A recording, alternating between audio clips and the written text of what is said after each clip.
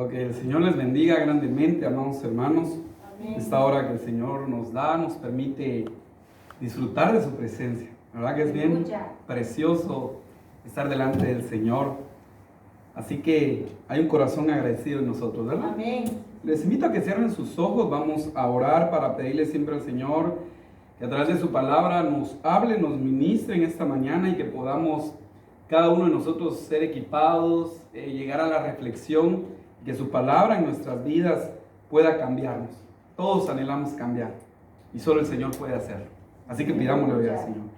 Amado Padre, en el nombre de Jesús te damos gracias por este tiempo, esta mañana tan hermosa que tú nos das, papito bueno. Te bendecimos. Te pedimos, Padre, que tu palabra venga a nuestro corazón, Señor. Que podamos atesorarla, que podamos cuidarla, Señor, y ponerla por obra. Ayúdanos en el nombre de Jesús a ser equipados, ser bendecidos, ser transformados en tu misma presencia, Señor. Renueva todo nuestro ser. En el nombre de Jesús te lo pedimos. Que tu Santo Espíritu haga una operación en nosotros y nos transforme, te lo pedimos. En tu nombre, que es sobre todo nombre, Jesucristo, te damos gracias. Amén y amén. Gloria a Dios. Gloria a Dios. Sí, gloria a Dios. Gloria a Dios. Amén. Ahí se ve. Ok.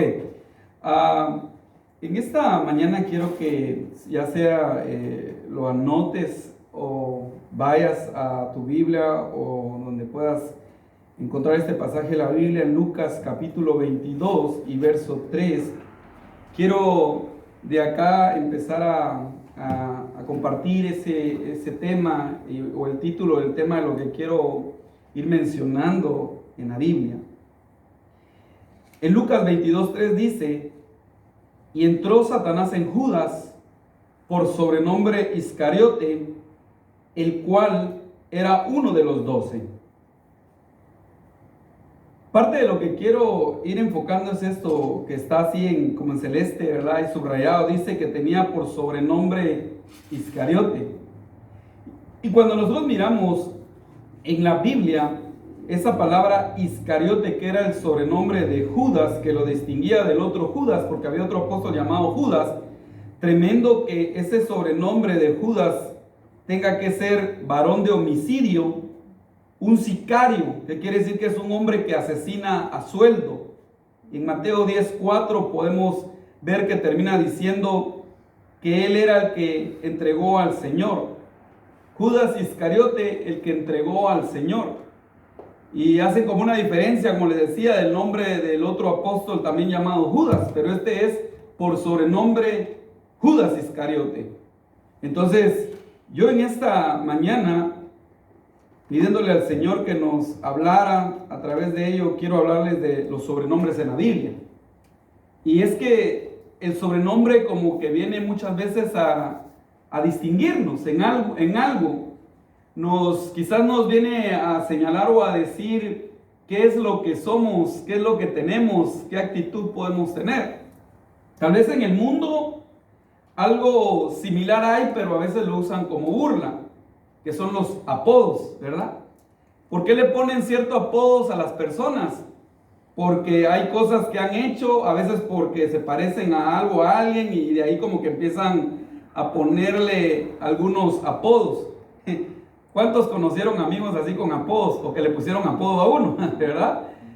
Yo recuerdo que cerca donde vivíamos había un lugar donde era un lugar como de tiro, de ir a disparar, pero allá en Guatemala. Pero del otro lado estaba el guardián y había un campo más grande. Entonces ahí llegó a vivir una familia a cuidar y llevaba pues como 3, 4 hijos tenía esta persona ahí. Y dentro de ellas uno que tenía más o menos unos 12, 13 años. Y nosotros acostumbrábamos a ir a jugar pelota ahí seguido. Y pues él nos siguió dando permiso y estábamos ahí. Y salió su niño a jugar. Y cuando todos lo vieron, que eran expertos en poner apodos, lo vieron y le pusieron rápido Ardilla, ¿verdad? ¿Y por qué le pusieron Ardilla? Porque ellos decían que él tenía su carita como de ardillita. Entonces todos empezaban a buscar como apodos cuál era el que le iba quedando a uno. Pues sí, a mí también me pusieron uno, ¿verdad? Ese apodo que lo iba como distinguiendo a uno. Pero cuando yo miro esos sobrenombres en la Biblia, como que empiezan a decirnos alguna actitud, una característica de las personas. Y por eso bien interesante que Iscariote quiere decir que era un varón de homicidio, un sicario o un hombre que asesinaba a sueldo, alguien que cobraba por asesinar. Y si ustedes se dan cuenta, Judas eso es lo que termina haciendo, entregando al Señor Jesucristo por dinero. Prácticamente él es un homicida también, él termina siendo parte de esa confabulación de los fariseos que ellos querían matar al Señor y él lo termina entregando. ¿Cómo es que ese sobrenombre que lo distinguía fue determinando una actitud, una característica que él tenía, que él salió a luz? Entonces, cuando yo quiero hablar de los sobrenombres, en esta mañana lo que quiero es hablar aquellos sobrenombres que van a ser una bendición sobre tu vida, algo que venga sobre ti. Esto no necesariamente quiere decir que vas a tener que tener un cambio de nombre tan literal, aunque a veces sucede. Ustedes se dan cuenta que el Señor cambia los nombres y vemos esos cambios de nombres desde Abraham, ¿verdad? Ya no te vas a llamar Abraham, sino Abraham. Ya no te vas a llamar Sarai, Sara, ¿verdad? Y le cambia los nombres. Jacob también le cambia el nombre a su hijo y le dice: no se va a llamar Benoni, hijo de mi dolor, sino Benjamín, hijo de mi diestra. Entonces vemos esos cambios de nombres y cómo van formando muchas veces el carácter o saliendo a luz el carácter que puede haber en nosotros. Entonces en esta mañana, aunque tu nombre siga siendo el mismo, pero en lo espiritual quizás haya un cambio y empiecen a evidenciarse cosas en tu vida por ese sobrenombre que Dios quiere ministrarte esta mañana como bendición a tu vida. Algo que yo tenía hace mucho tiempo y lo he compartido a algunas personas era acerca de mi nombre, ¿verdad? Mi nombre Johnny, que así me lo escribieron en inglés, pero realmente en español es Juan. Entonces yo soy Juan Luis, ese es mi nombre, Juan Luis Castro Perea, pero en inglés se acostumbraron a decírmelo desde pequeño y entonces era Johnny. Pero cuando yo estaba en cierta edad, como que tenía un poquito de problema, ese nombre no era muy común, no mucho me gustaba, sentía un poquito en un momento de mi vida pasó eso. Pero más adelante, cuando yo le entrego a mi vida al Señor y empiezo a ver el nombre Juan, porque el otro era también Juanito, ¿verdad? Y empiezo a ver mi nombre, pero cuando yo lo miro en la Biblia, que aparece muchas veces el nombre de Juan, y cuando yo voy a ver qué significa el nombre Juan, y cuando leo que Juan quiere decir regalo de Yahvé, regalo de Dios, entonces eso cambió mi mente y le di gracias al Señor por ese nombre que Él me puso. Entonces por eso te decía, no sé tu nombre en lo natural a causa de qué vino, pero yo sí te quiero decir que hay un nombre que Dios te va a poner. Aún la Biblia dice que hay un nombre que solo Él sabe y tú conocerás en aquel día. Pero en lo espiritual hay un nombre que va a venir sobre ti y te va a afectar de una manera preciosa para bendecirte en el nombre de Jesús y que se va a empezar a evidenciar en tus frutos y en ese reconocimiento espiritual. Entonces quiero que miremos algunos que aparecen así literalmente como por sobrenombre y por sobrenombre. Y el primero que vamos a ver está en Marcos 3:16 y dice la palabra del Señor. Está mencionando el nombre de todos los discípulos, pero lo dice: a Simón, a quien puso por sobrenombre Pedro. Interesante, ¿verdad? Le puso sobrenombre. ¿Quién le puso ese sobrenombre a Simón? Jesucristo, ¿verdad? Tú te llamarás Pedro. Y cuando nosotros vamos a buscar qué significa Pedro, sabemos que su nombre lo que quiere decir es piedra. Le puso como sobrenombre piedra. Y aunque sabemos que Pedrito era un hombre de carácter, alguien que estaba siendo pulido y transformado por Dios, al final de cuentas, ¿verdad? Hubo un proceso en su vida, pero él era muy enérgico, muy impulsivo. Sin embargo, Dios empieza a trabajar en su vida de una manera preciosa, como una piedra, a trabajar en la vida de él. Y luego también quiere decir roca, ¿verdad? Pero es una pequeña piedra desprendida de la roca más grande, que es Cristo, que es lo que él dice ahí creo que es Mateo 16, cuando él habla también en esa revelación que él tuvo: tú eres el Hijo de Dios. Entonces, cuando miramos Pedro, que quiere decir piedra y roca, bien interesante que él en 1 Pedro 2:5 haya dicho que ahora no solo él es una piedra, sino que nosotros también somos piedras. Y por eso él dice: vosotros también como piedras vivas, sed edificados como casa espiritual y sacerdocio santo, para ofrecer sacrificios espirituales aceptables a Dios por medio de Jesucristo. Entonces, en esta mañana, yo te quiero decir que también tú eres Pedro, tú eres una piedra que es una piedra viva que está siendo edificada sobre una casa espiritual. Entonces, esa bendición que venga sobre tu vida para que tú puedas recibir esa edificación. Y esa palabra edificar quiere decir restaurar y hacer apto. Entonces, en aquellas cosas, amado hermano y amada hermana, que tú no te sentías capaz de hacer, hoy el Señor te está diciendo que Él te está edificando como una piedra para que tú puedas hacer aquello que antes no podías hacer. Hermano, porque en Dios nosotros vamos a hacer proezas, nosotros vamos a hacer grandes cosas para Dios, y a veces el enemigo te ha hecho sentir que tú no eres capaz, que tú no puedes lograr esto, y te ha empezado a bombardear y a alardear, quizás para poderte estancar y paralizar y sentir que tú no puedes. Cuando la Biblia dice, todo lo puedo, ¿en quién? En Cristo que me fortalece. Entonces, en esta mañana el Señor te está diciendo, tú eres una piedra viva. Tú no eres una piedra de tropiezo. Tú eres una piedra viva, edificada para poder formar una casa espiritual, para que te conviertas en un sacerdocio y puedas ofrecer sacrificios espirituales. Hermano, nosotros como piedras vivas no estamos formando en sí un templo físico. El templo físico o la casa es física, aquí está. Nosotros estamos llamados a algo más grande, a ser piedras vivas, edificando un templo espiritual. Pero para eso necesitamos también nosotros recibir esa edificación. El entender que el Señor nos está haciendo apto para hacer su voluntad. A veces, hermano, uno se cree incapaz de. Yo he tenido a veces que ministrar y compartir todo el tiempo, ¿verdad? A mucho pueblo, a las ovejitas. Pero hay ovejitas que cuando le dice a alguien, mire, hermana, usted va a traer el tiempo de las ofrendas o de los diezmos. ¿Saben qué dicen algunos? No, por favor, a mí no me pongan. Es que yo no. ¿Y por qué? Porque se siente incapaz. Pero Dios quiere quitar esa incapacidad de nuestras vidas. Amén. Y que tú donde te pares digas amén, yo lo voy a hacer. Y que te sientas capaz de servirle al Señor en lo que Él te llame a hacer. Si Él un día te llama a predicar, tú no vengas, ay no, es que yo no quiero, yo tengo miedo, sino que tú digas, Señor, mira, con todo eso yo sé que tú me vas a ayudar a hacerlo. Porque Dios no nos llama y nos deja solos en el asunto, Él nos ayuda. Él nos va edificando, Él nos va equipando, como dice aquí, haciendo aptos, siendo capaces de hacer aquello que no podíamos hacer. Entonces, en tu corazón atesora eso y di, esta mañana Dios te está diciendo que te está haciendo apto, que vas a poder hacerlo. El ejemplo que yo puedo poner y he compartido en algunas ocasiones, les digo, miren hermanos, levanten la mano aquí, ¿cuántos pueden manejar un avión? Ninguno. Ahora pregunto, ¿cuántos pueden llegar a manejar un avión? Todos. Que nos enseñen, que nos pongamos horas de vuelo y aprender ahí. Y empezamos en la teoría, ¿verdad? Y después ya vamos a lo práctico. Vamos a poder.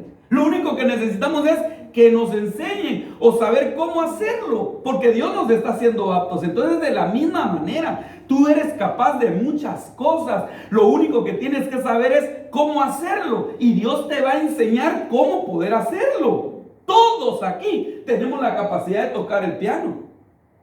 Lo nada más que no, a veces no nos sentimos aptos. No, es que yo no. No, dispón tu corazón y créele a Dios que Él te está haciendo capaz de hacer las cosas en su nombre. Entonces, en las áreas de tu vida donde te has estancado, ahí necesitas entender que Dios te va a hacer apto. Amén. Quiere decir también esa palabra renovar y quiere decir cambiar. Esa palabra edificar nos habla de un renuevo. Dios nos renueva. Dios hace las cosas nuevas en nuestras vidas. Nos habla de un cambio. Aquellas cosas que no habías podido cambiar van a cambiar por el poder del Espíritu Santo de Dios en tu vida, porque eres una piedra viva en las manos del Señor. Tú vas a cambiar. No porque tú te puedas cambiar, sino porque el que te está cambiando es Dios. Y tú eres la piedra en las manos del Señor Jesucristo. Y Él te va a cambiar, te va a transformar. Él es el único que puede cambiarnos. Él es el único que nos puede restaurar. Entendiendo que nosotros somos esa piedra. Y quiere decir también, edificar quiere decir firme. Entonces, que el Señor, hermano, nos haga firmes en sus caminos. Que nada ni nada nos aparte del Dios vivo y verdadero, sino que estemos como firmes como los soldados en nuestro puesto y estar, hermano, como esa palmera, dice la palabra del Señor, ¿verdad? Esa palmera está firme. Ustedes se dan cuenta que la palmera empieza los vientos a soplar y la palmera se inclina, se hace para un lado y está acostada, pero después pasa y vuelve a estar firme.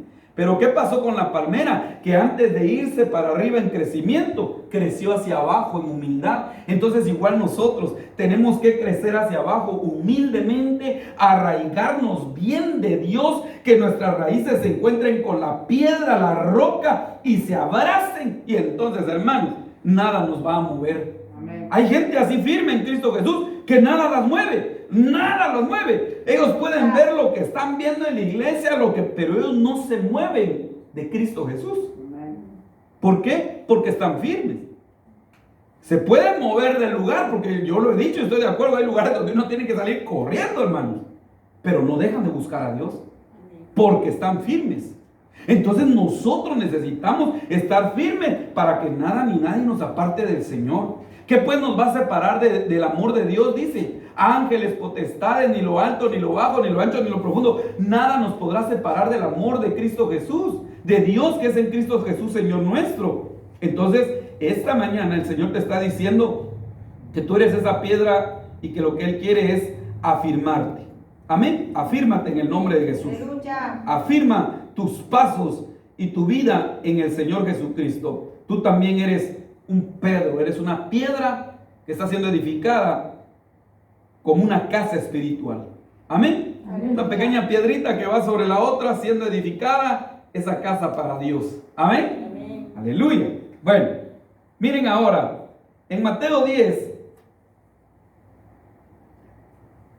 capítulo 3 dice, Felipe, Bartolomé, Tomás, Mateo el publicano, Jacob hijo de Alfeo, Lebeo por sobrenombre Tadeo.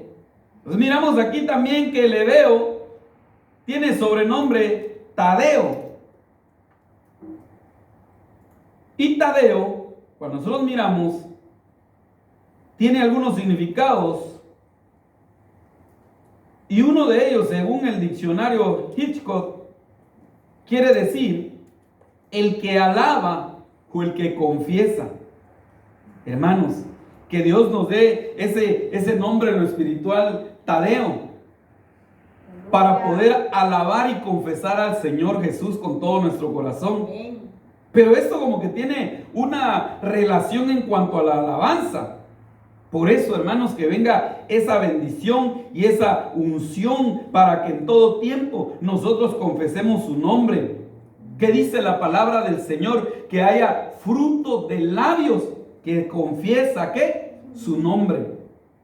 Para confesarlo en todo tiempo. Y hermano, la Biblia dice que si nosotros no lo confesamos delante de los hombres, Él no nos va a confesar delante del Padre, sino nos va a negar si nosotros lo negamos delante de los hombres.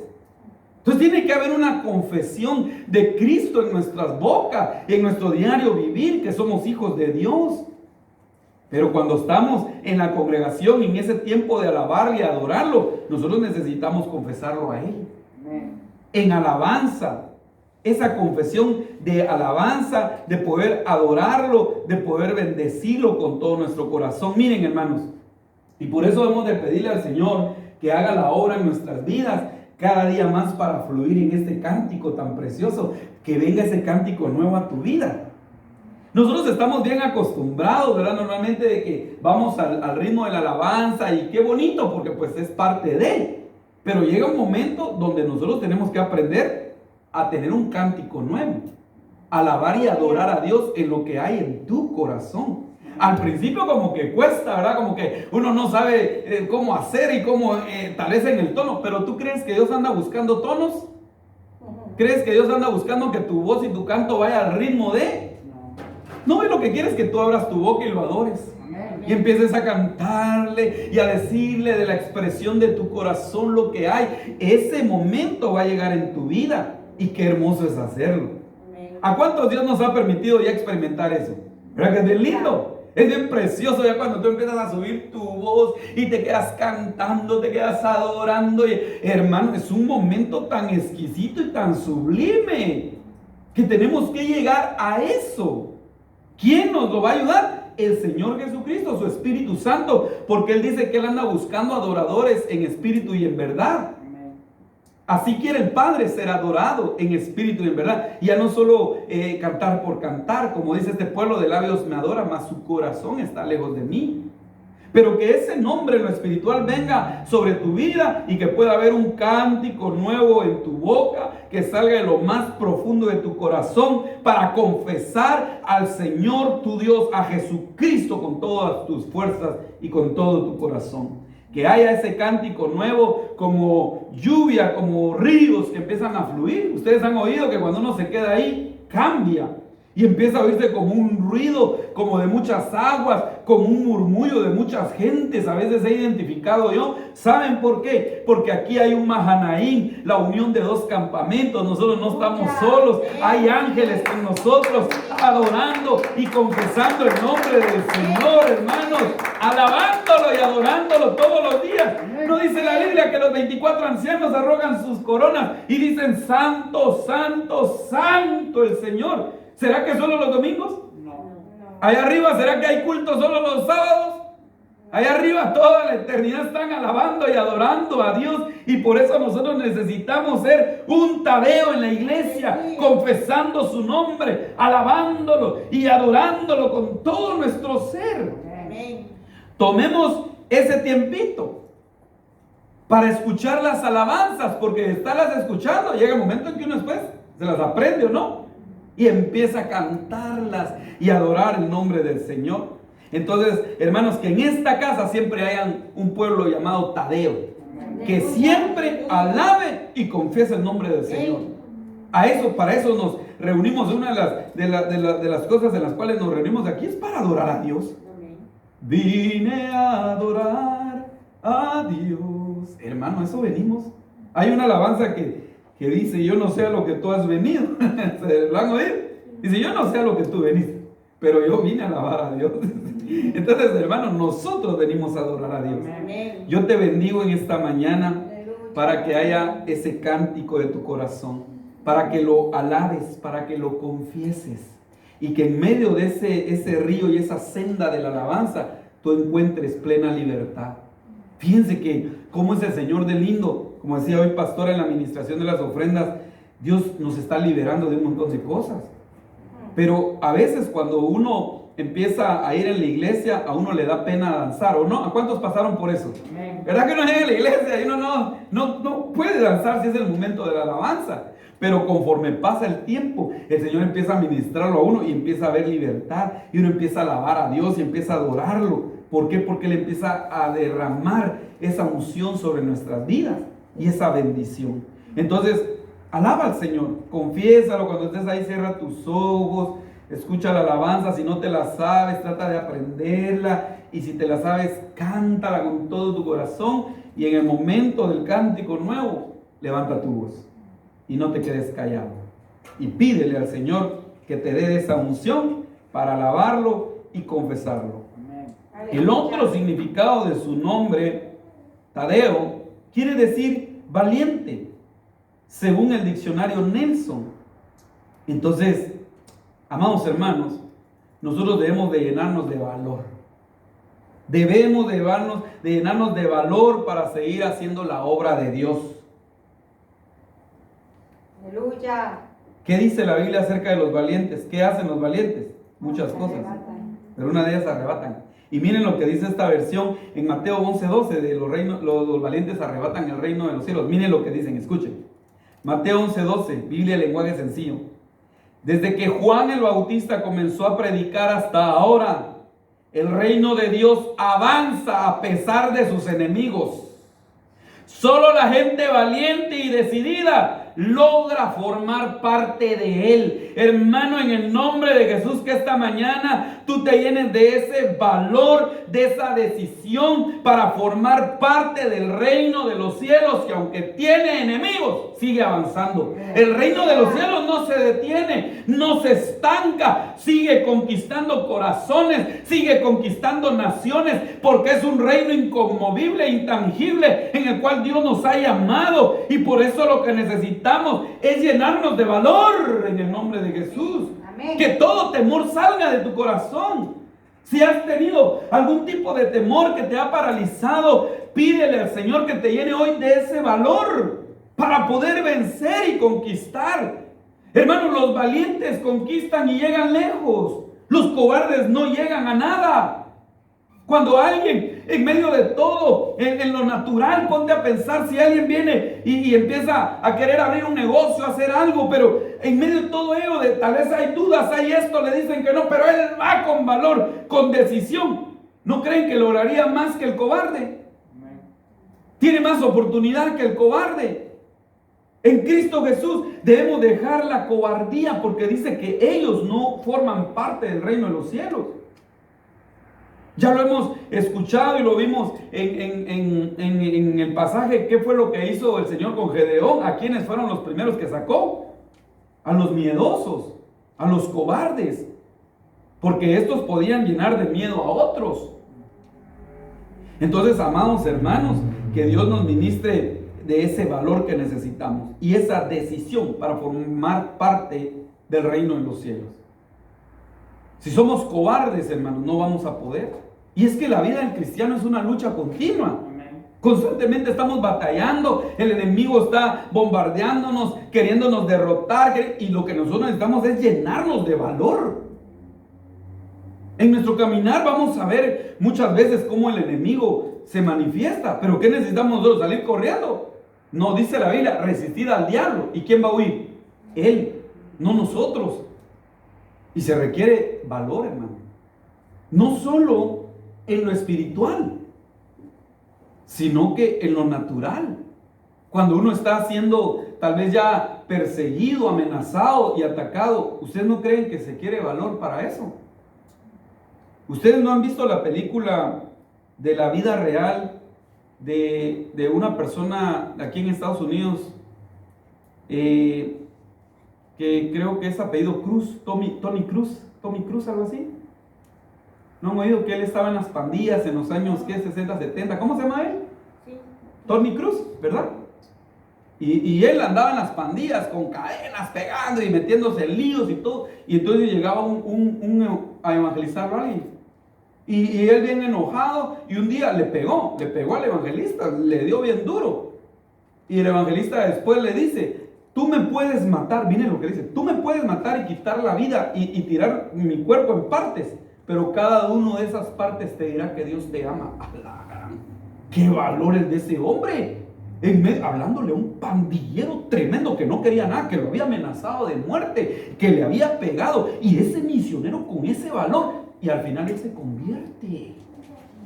¡Wow, hermano! Yo digo, Señor, llénanos de valor para poder hablar, para poder decir, porque el Señor está con nosotros, y que nosotros valientemente podamos entregar nuestra vida en medio de Él. Porque a veces, hermano, lamentablemente hay gente que, ay no, hermano, ahí no vayamos porque ahí es muy peligroso, y no van. ¿Por qué le tienen miedo? Pero nosotros pidámosle a Dios, porque, hermano, si nosotros estamos sirviendo a Dios, Dios nos va a librar, y si es su voluntad llevarnos, no nos vamos a escapar, ¿o sí? Si Él nos quiere llevar, ¿será que nos vamos a librar nosotros? No, hombre, tomando un vasito de agua ahí, nos ahogamos y nos vamos, porque Él nos quiere llevar. Pero, hermano, tengamos algo bien seguro: a nosotros nadie nos va a quitar la vida. El único que nos va a poder tomar la vida es el Señor, porque a Él le pertenece. El diablo no te puede venir y agarrar: yo voy a matar a este. ¿Tú crees que el diablo puede hacer eso? No.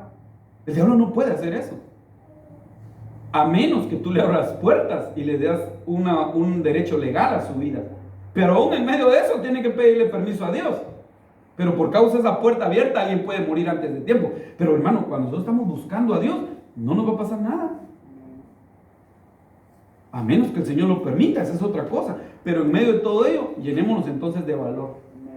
Este tiempo tenemos que ser valientes. Aleluya. Para buscar el reino de Dios y su justicia. Y dice todo lo demás será añadido. Entonces, que te ministre el Señor esa valentía y esa decisión de lograr formar parte del reino de los cielos. ¿Tiene enemigos? Sí, pero dice, avanza con poder. No se ha detenido y no se va a detener. El reino de los cielos no se va a detener. Sigue conquistando corazones. Amén. Aleluya. Vamos a avanzar al otro. En Hechos capítulo 1, verso 23 dice: y señalaron a dos, a José, llamado Barsabás, que tenía por sobrenombre Justo, y a Matías. Entonces aquí aparece otro que su sobrenombre era Justo. ¿Cuántos quieren ser justos? Amén. Que el Señor nos justifique y nos ha justificado con su sangre, pero vivamos cada vez en su justicia. Y esa palabra o el nombre justo que tenía este hombre nos habla de derecho,